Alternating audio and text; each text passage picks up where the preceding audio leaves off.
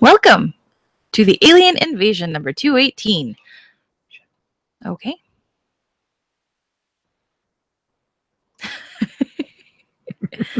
Hello, Wisconsin and the world. Welcome to the Alien Invasion number 218, recorded on Thursday, April 27th, 2017. I am Anessa Muyines, along with Brad Ludwig this evening. Unfortunately, Dave got called into work. Womp womp. Sad trombone. No Dave.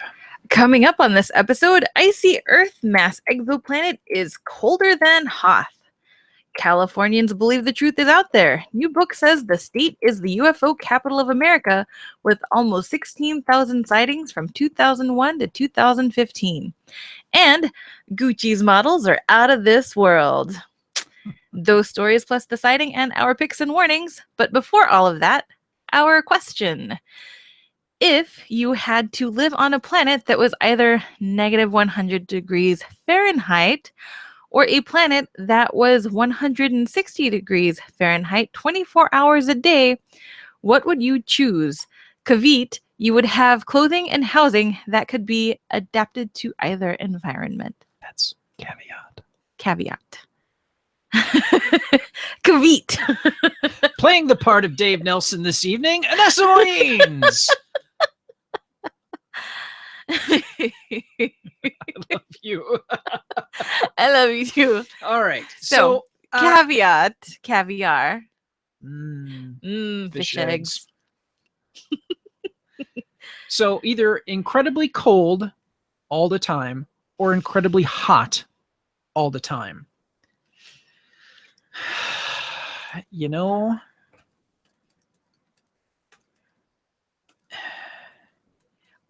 I don't know if it's the Wisconsinite in me, but if it had to be like that 24 hours a day, I think I would prefer the minus 100 Fahrenheit.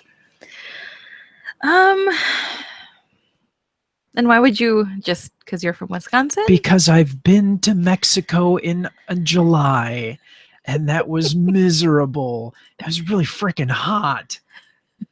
I was really, really fat gringo in the middle of Mexico, sweating my stuff off, sweating through the cap I was wearing. And it was, I love Mexico. I enjoyed the trip, and it was just a trip for the day.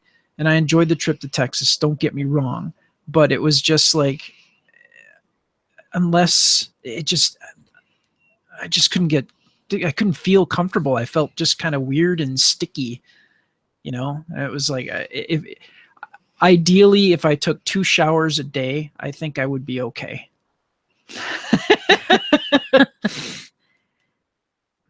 It was just one of those things. You can always bundle up and add more clothing and stuff, but you really can't take your skin and fat cells off your body, not without doing permanent damage to yourself. So I don't know. I personally, I would go with a negative 100. Yeah, I don't know. I would probably slip all the time on the ice and break something. I'm surprised that has not happened yet. Knock on wood. Yeah, I think as far as a chance of survival, you would probably have a better chance of surviving on a cold planet than you would a hot planet, because so long as you have shelter and clothing, you can always try to do more to like bundle up or build a fire or whatever it might be, dig down, I suppose.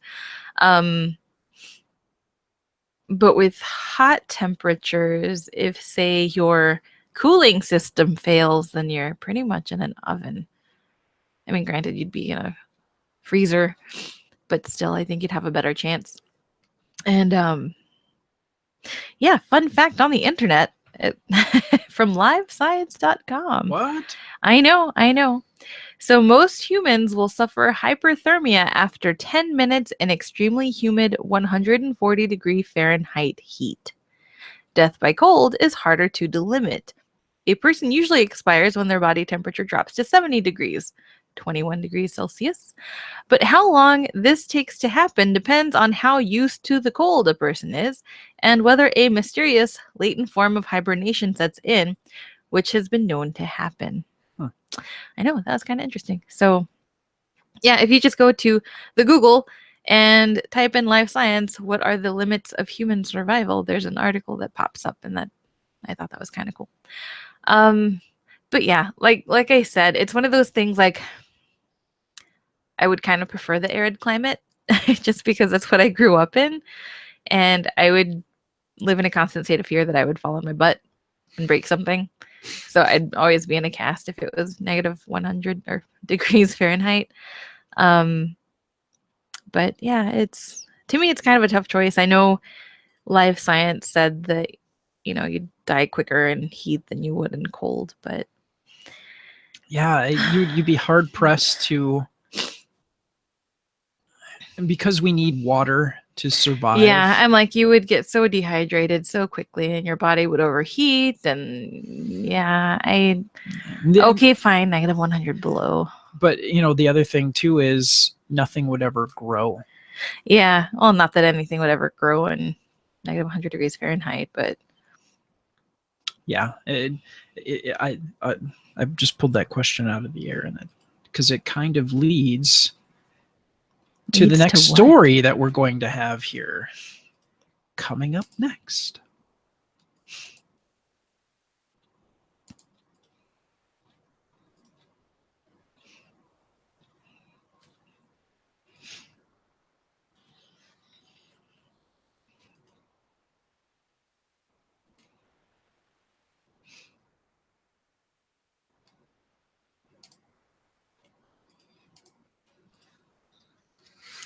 Icy Earthmass exoplanet is colder than Hoth. Now, I came across this a little earlier today, and how cold it is blew my mind. Here we go. This story is actually from CNN.com. This newly discovered exoplanet may be Earth's twin in terms of mass and the distance from its host star, but you wouldn't want to visit it. Researchers say it's an ice ball. In Star Wars, The Empire Strikes Back, the best of those movies, Princess Leia, Luke Skywalker, and the rest of the rebels toughed it out on Hoth, an icy world, until they were discovered by Imperial forces. But OGLE 216 BLG 1195 LB, why don't they have better names for these things? Like Bob's Planet, that would be good. That'd be confusing because you'd have a lot of Bob's planets. Well, yeah, there could be that. Is even less hospitable. While it is covered in ice at around minus 400 degrees Fahrenheit, it is actually much, much colder than Hoth. This is from a postdoctoral fellow at NASA's Jet Propulsion Laboratory. And they're the lead author of a study detailing the planet in Astrophysical Journal of Letters. Svartwald is the name of the doctor.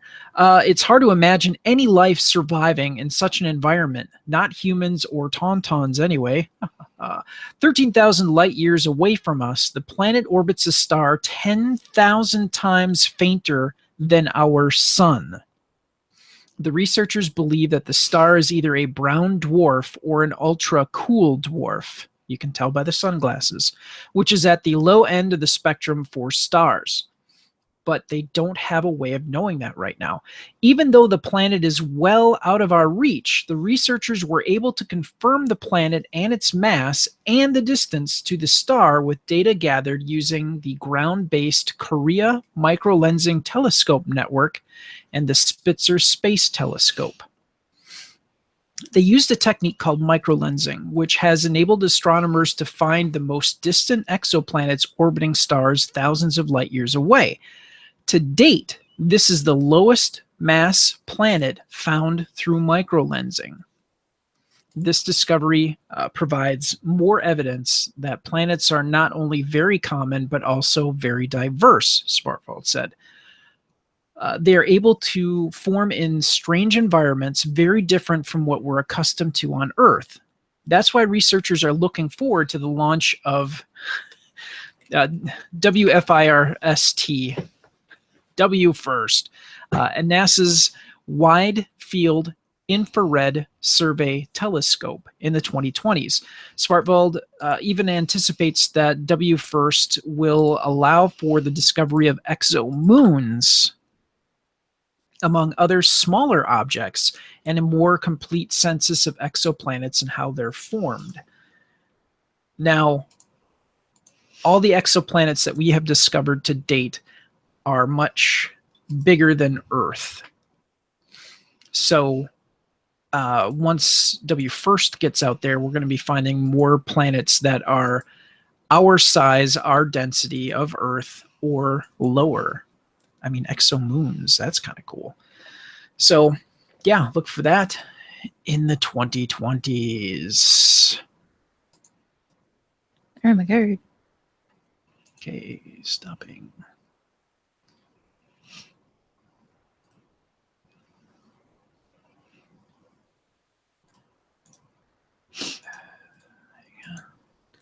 Okay, got it.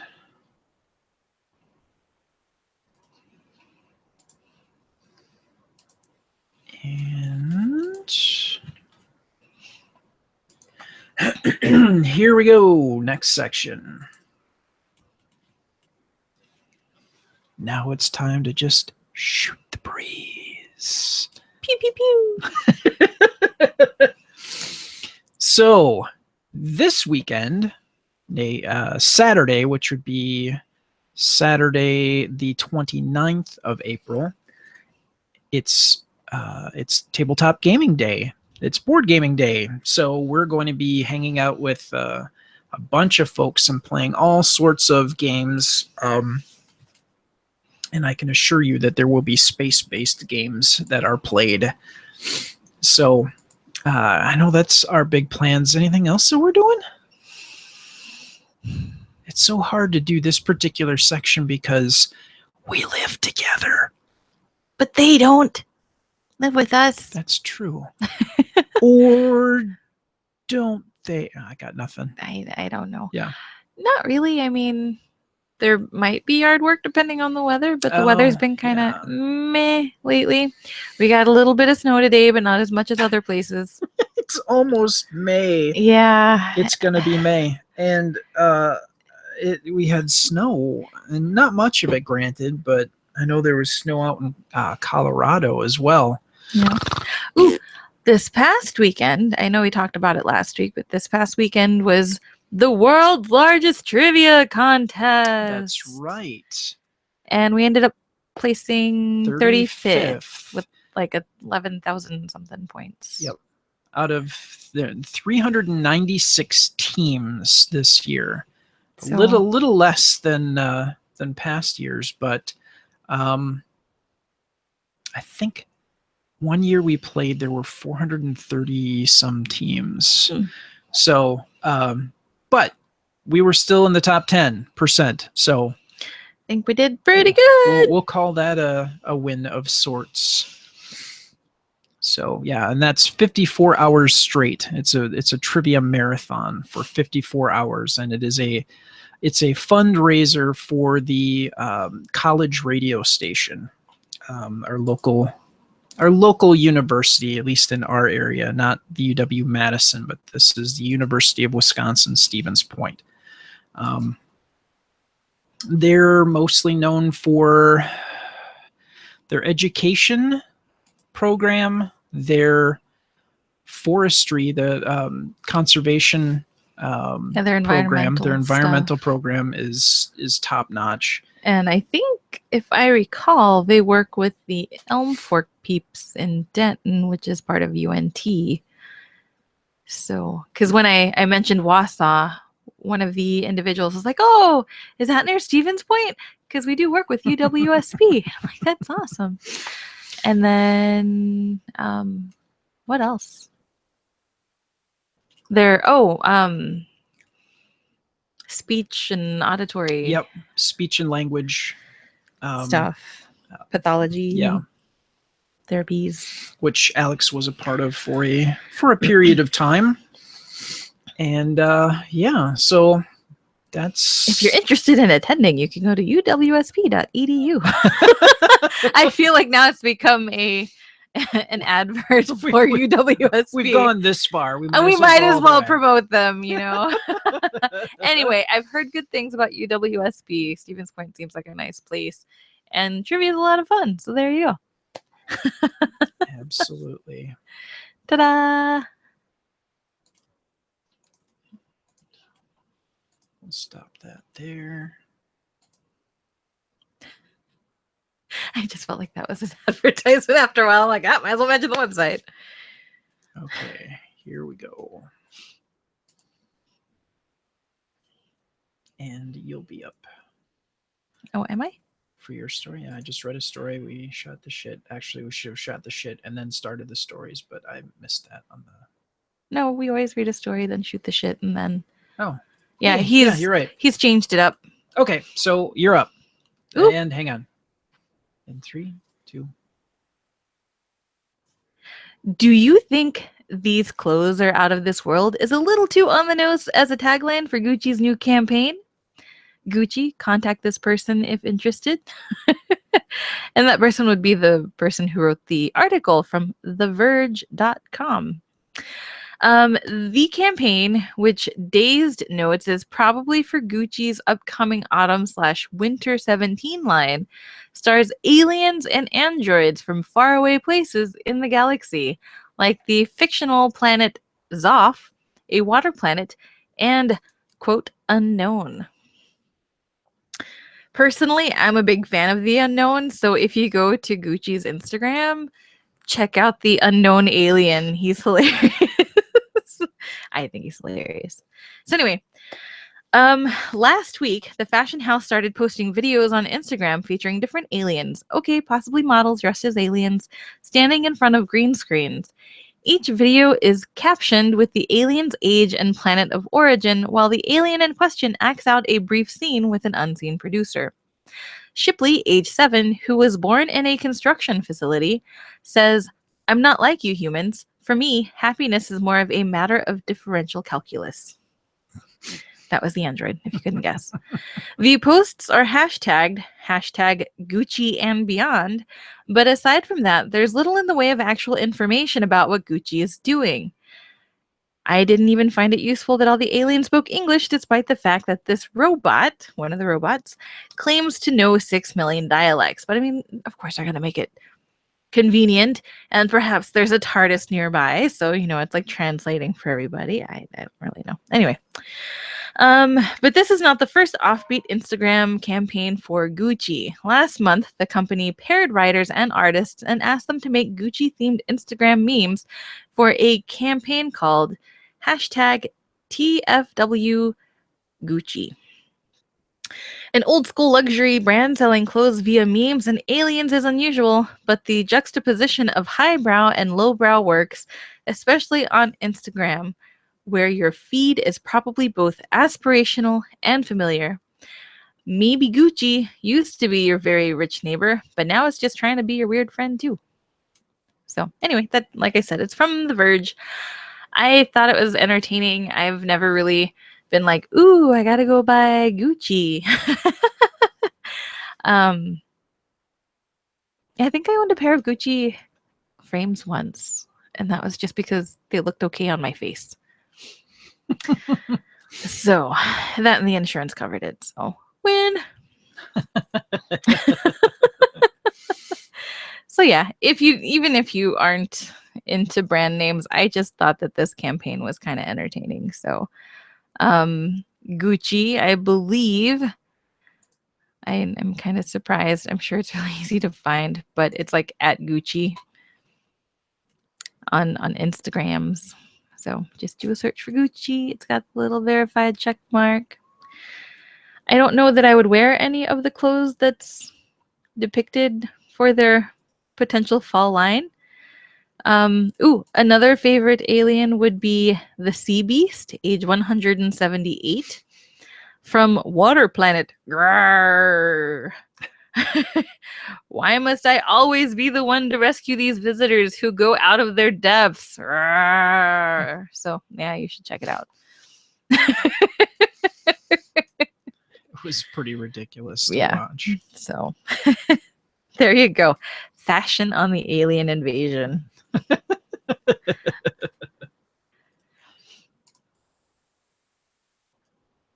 All right, ending that segment. Thanks, Gucci. Thank you very much. Okay. And now I will go again. And here we go. 3, 2, and 1. All right. We've all suspected, but now we know that it's true because it's on the internets and it comes to us from dailymail.co.uk, so you know it's legit. Californians believe the truth is out there. New book says the state is the UFO capital of America with almost 16,000 sightings from 2001 to 2015. Californians have reported more close encounters with the third kind than any other state in the U.S., new research has shown. A recently published book found that of the more than 120,000 reports of unidentified objects seen from 2001 to 2015, 16,000 of those sightings were originated in the Golden State. For those of you outside of the U.S., that's California. The authors of the book, UFO Sightings Desk Reference, that sounds scientific. It does. Have suggested that the warm weather could have something to do with it. Then Florida must be like number 2. Huh. Okay, anyways, people spend more time outside, which provides them with more chances to spot a UFO. Since 1969, this is a quote here, the government has claimed no interest in the subject, and the press and media either ignore or ridicule any mention of UFOs, reads the book's synopsis. Continuing, yet citizen scientists and non-governmental organizations have continued to this day the research into this important subject. This book seeks to make the hardest data available, should be a comma, accessible to the general public, as well as other UFO researchers. Although California reigns supreme in sightings, the book highlights that people have claimed to have spotted alien spacecraft all over the U.S. We have found that UFOs were sighted in every county in the United States, explains UFO Sightings Desk Reference co-author Cheryl Costa, who is a former military technician and aerospace analyst. Every county had at least one sighting sometime in the past 15 years. We think a great deal of it has to do with California's weather. Costa explained that people spend a lot of time outdoors because of the mild climate, which gives them more opportunity to see the UFOs. From 2001 to 2015, Californians reported 15,836 sightings, and a majority of them were in the Bay Area, which would be Marin County, San Francisco County, San Mateo County, and in Alameda County and Santa Clara counties. So let's see, of those, San Francisco had 327 out of that 15,836. And Santa Clara kind of led the pack there with 569. That's crazy. Costa found that Los Angeles County in California had more sightings than 40 other U.S. states combined. Although the Costas, that's Cheryl and her husband, collected 121,036 eyewitness reports from the two combined national databases. So, again, that came to us from the Daily Mail. That's a whole lot of freaking sightings. Yep. And that's over a 15-year period, just to make sure we're clear on that point. But that's intense. Indeed. That is intense. So is camping. And I'm stopping it there.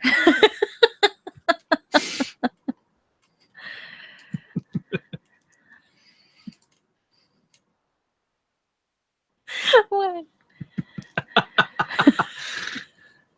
You said it, and now it will be on the internet forever. No. All right. Going to the next segment. Okay, that leads us to the sighting. Okay. Excellent. And here we go in 3, 2. All right, it is time for the sightings. Now, this one is going to have a visual component to it. So check us out on YouTube. You can find us at youtube.com/Galactic Netcasts. And you will be able to see this picture. The sighting is very short in text. This was sent to MUFON. I'm sorry, MUFON, as Mulder would say. This sighting took place 4 days ago from this moment that we're recording this on April the 27th. This sighting happened on April 23rd at 10 a.m. 10:22. This would be Manhattan, so that would have been Eastern time, in the Eastern time zone, which would have been 11:22 our time here in Central, where we're at. Okay, this is very brief and to the point. This took place in Manhattan, downtown Manhattan. Okay, just to make sure that we're clear on that particular point. And here's what the person wrote. Like I said, short and to the point. I was taking, I'm going to read this exactly as it's written. I was taking picture of the building from the Ground Zero Memorial and recorded 3 images in rapid succession. One image displays an object. Now, I'm only going to show you the one picture that has the actual object in question here. Okay, I'm going to pull this up and I'm going to share it with you guys. I'm going to transfer over. All right, so you are now looking at my monitor. Now, if you're checking us out on YouTube, I'm not familiar with what building this is, but this is in the area of the Twin Tower Memorial. So I wonder if that's that. Oh, that must be a part of the. I don't know enough of what they did at the memorial site. I'm a bad American. I apologize. Anyways, so this is downtown Manhattan. And if you are checking out on YouTube, I'm kind of circling the spot where this craft is pictured. And it looks like kind of a teardrop that is like horizontal. So the rounded part would be, I'm assuming it looked, the other 2 pictures don't show a craft. It's like a before, here's the craft, and after. You don't see the craft in the before and after. You don't even see like it's moving really quickly. You're not seeing that kind of blur to it. You just get this. So I thought that this was the important thing to show you. I'm going to blow this up here. Excuse me, if I can. Hang on. There we go.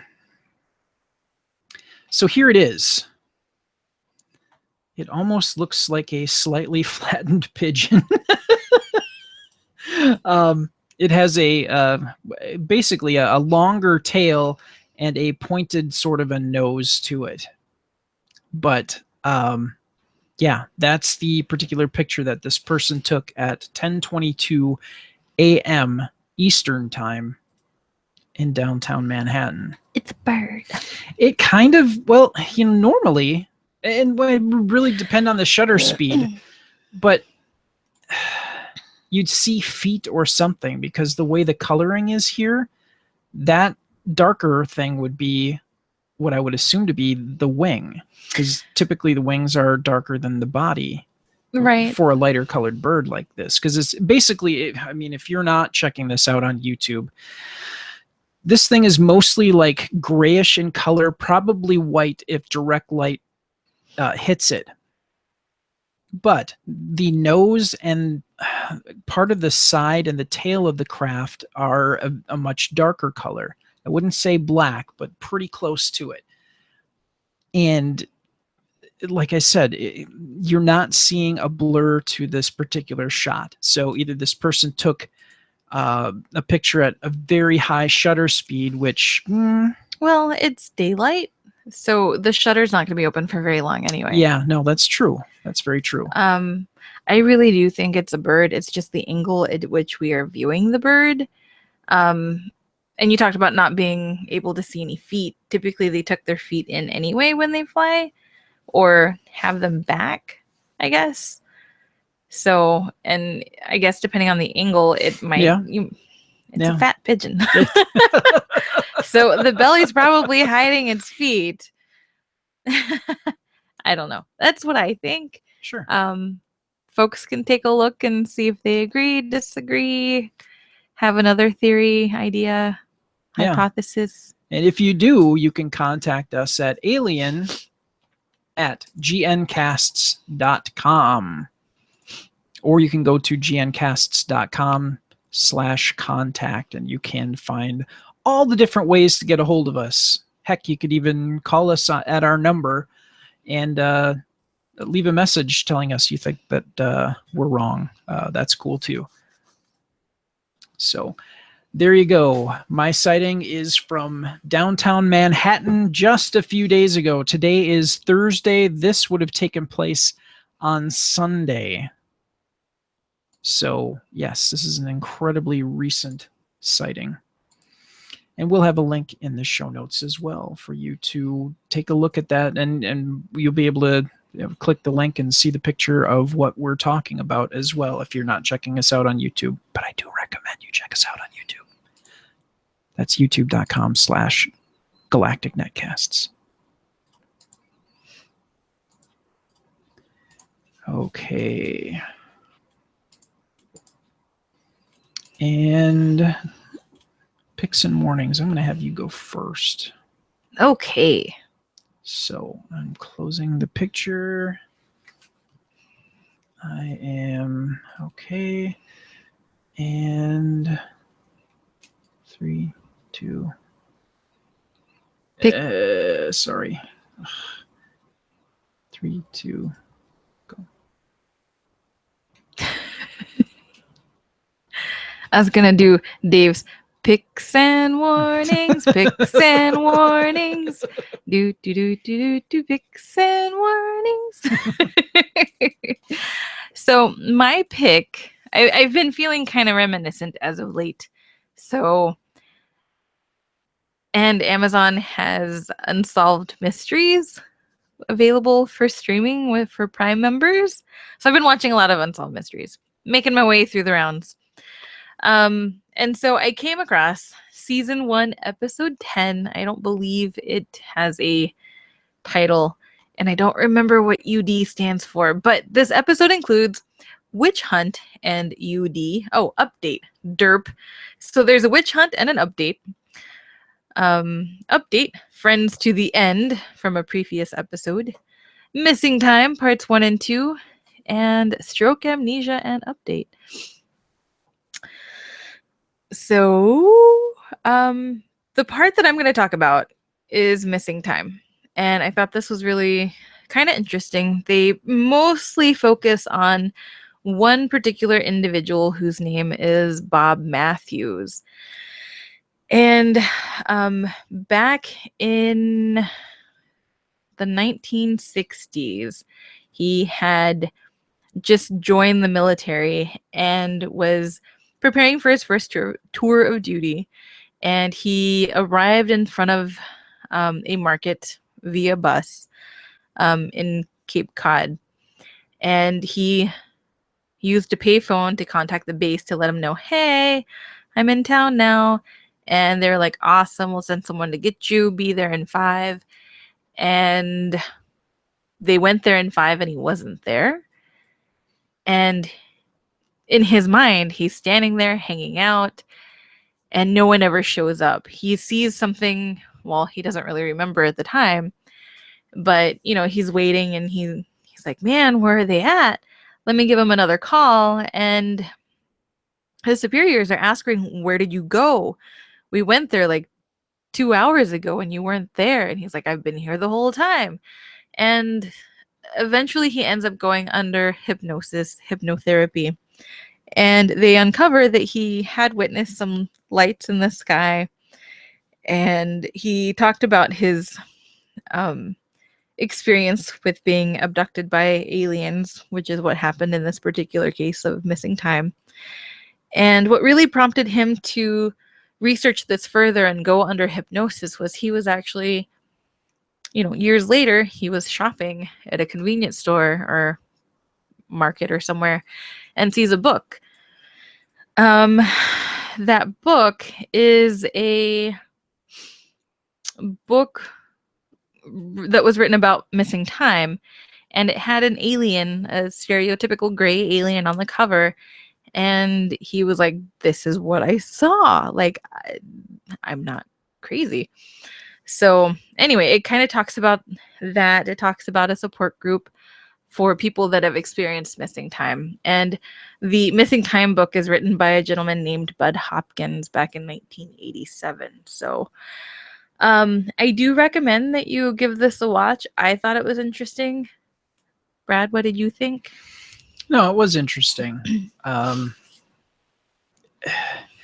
The way that they filmed the reenactment, you really got the sense that it was a continuous event for this particular person. And when they mentioned that he called the base again, and they were like, we had somebody over there not too long ago and you weren't there, and now we're considering you AWOL.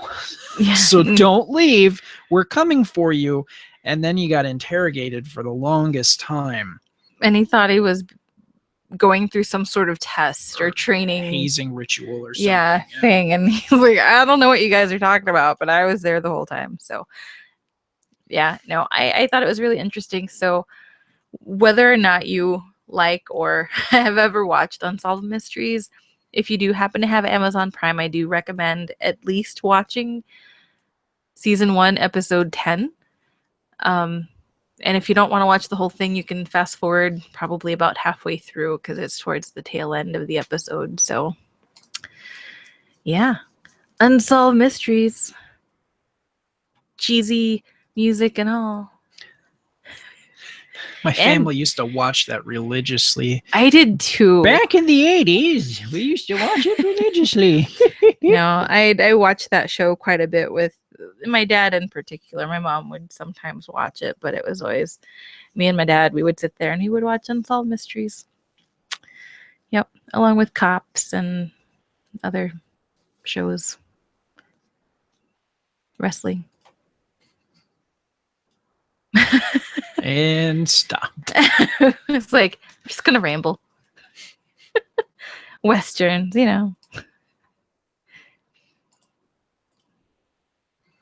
All right, gearing up for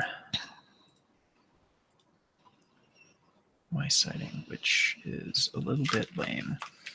All right. So now that Guardians of the Galaxy is going to be released on the 5th of May, which is just 8 days away. I've been going back through and watching the teaser trailers and all the full length trailer and all the trailers for Guardians of the Galaxy Volume 2. I'm really excited for this, and I keep going back and looking through to see if there are more little comic book nerd tidbits and tips of the hat. And the one character, your quote unquote bad guy, who is not Nebula. I just read an article too that in the original version of the film, Nebula died. And while they were shooting the film, they kept like sending rewrites to Karen Gillan. And she's like, towards the end, she's like, I don't even know what's happening anymore. you tell me where to stand, what to say, and I will do that. So her character obviously lived, and now she's back in this Guardians of the Galaxy Volume 2. So I was looking for trying to figure out a little bit more about who the bad guy is. It's a character called Her, or it was kind of simplified to Her. Trying to find, here's Wikipedia for the first one. Yeah, but I don't care about the first one. I want the second one. Shoot. I don't see it here now. Dang it. Oh, there it is. Sorry, I'm wasting your time here, everybody. Where? Yeah, Aisha.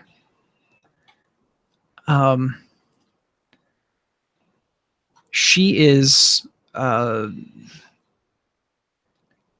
Kismet or Paragon or Her or Aisha. On the Lego box, she's Aisha. Yeah. It depends on who is writing her and what was going on. And in the comics, she was a artificially created powerful being. Their first version that they did was him, who is Adam Warlock.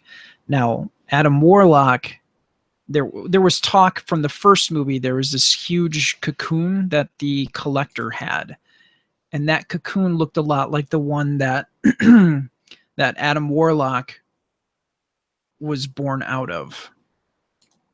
So there was talk that, Adam Warlock would show up in the next movie.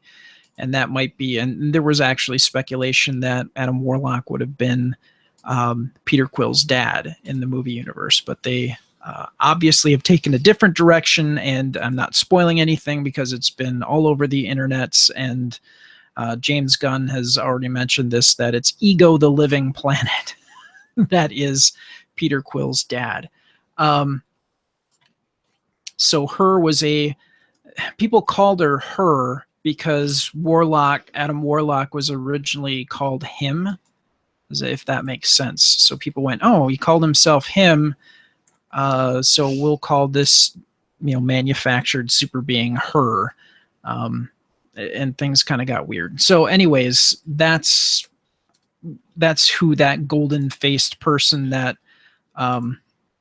in the in the full trailer, when Rocket says, people say your planet is a bunch of douchebags or something like that.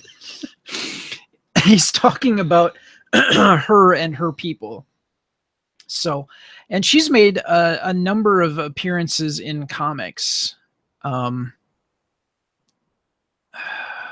couldn't even begin to tell you how many, but yeah, she's sort of a big deal to a certain degree in Marvel Comics. She's a real character that has existed.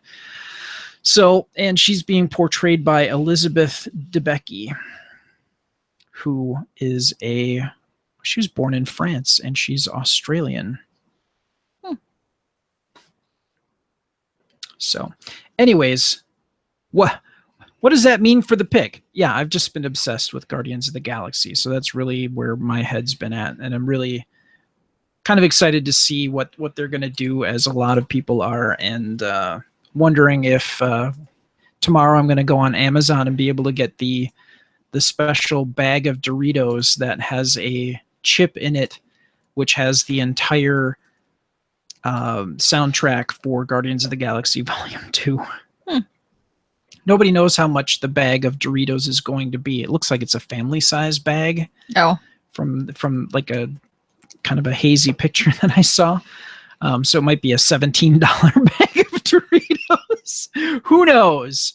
But I do want to at least check it out and see what that's all about. So yeah, my head's been totally into Guardians of the Galaxy. So Guardians of the Galaxy Volume 2 is where my head is at, and that is my pick, as well as Anessa's Unsolved Mysteries Season 1, Episode 10, with the serviceman with the missing time. All right. Well, I think we can probably wrap things up, eh? I think so. Eh? That's our tribute to Canada. Anyways, and Wisconsin. And Wisconsin, or no. Hey, that's going to do it for this particular edition of the Alien Invasion, a Galactic Network podcast. If you'd like to read more about the stories we covered on this episode, click the links in the show notes. We'd like to thank Monkey Warhol for providing our intro music. It's a song called Alien Syndrome, and you can find it at soundcloud.com/Monkey Warhol. It's Monkey with Andy Warhol's last name. Just put the two together, Monkey Warhol, and you're there. Monkey Warhol also has a new EP out, and it's called EP4. I'm guessing it might be his fourth EP. Don't quote me on that. And you can find it at monkeywarhol.bandcamp.com/album/EP4. Or you could just go to monkeywarhol.bandcamp.com, and I'm sure that they will be able to point you in the right direction. Also, we want to give a shout of thanks to Retvard von Durenberg, a composer from Germany who has done our closing song called Be Water. Learn more about him and his music at thecaravel.net. That's Caravel with a C. Also, thanks to Ben Olson. Thank you, Ben, for recording our disclaimer audio at the start of this episode. You can find out more about Ben Olson at benolson.com. That's Ben with a B. No, I'm kidding. Of course, it's with a B. Just checking to see if you're still paying attention after reading all that stuff. Hey, everybody. Thanks for joining us. We'll talk to you next time. Bye. Bye. Screw you, final thought. Oh, yeah. Hey. We could have left it at that.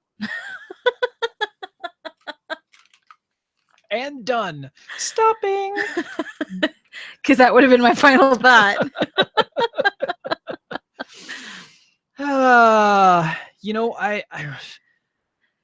for everybody who is in the chat, if people are in the chat, I'm sorry. For some reason, yeah. If you Growly Bear is in the chat. Oh, geez, I'm sorry. And he said Growly this Bear. show was too short. Boo. Like, I'm sorry. Yeah, we with the third person, there's usually a lot more talking involved. That I think at this point in the day, I'm kind of just ready to not do anything. I've been talking since like 9 o'clock this morning. So for about 12 hours. And we have some stuff that we need to record for Weird World Weekly in just a bit here. So you can totally watch because I've never listened to and or done this show before. Whoop whoop. Actually, we don't record. You don't do it on YouTube? Not to my knowledge. We haven't been. I have no idea. At least I haven't been. Maybe we're supposed to. Maybe I'm just a really bad person. Hang on. Let's see if I'm sure Dave would have said something, though. Right? Maybe? Possibly? Maybe? Weird World Weekly. And no. Oh, okay. Well, never mind. You can't watch us. Neener. Sorry. Sorry, everybody. But hey, thank you for checking us out on the YouTubes, and we will talk to you next week. Oh, yes. sorry. Growly Bear saying, when will Weird World Weekly be on? I said, not live. And I'm guessing probably not. I thought it was. But I'm being told no. Yeah. Sad face. Part of it, when Dave was able to sit down and record at the same time, and now that we're kind of chunking it up, you know, Dave or Matt and Corey are doing part of it, and somebody else is doing the other half of an episode. So you'd have 2 YouTube videos of the same episode.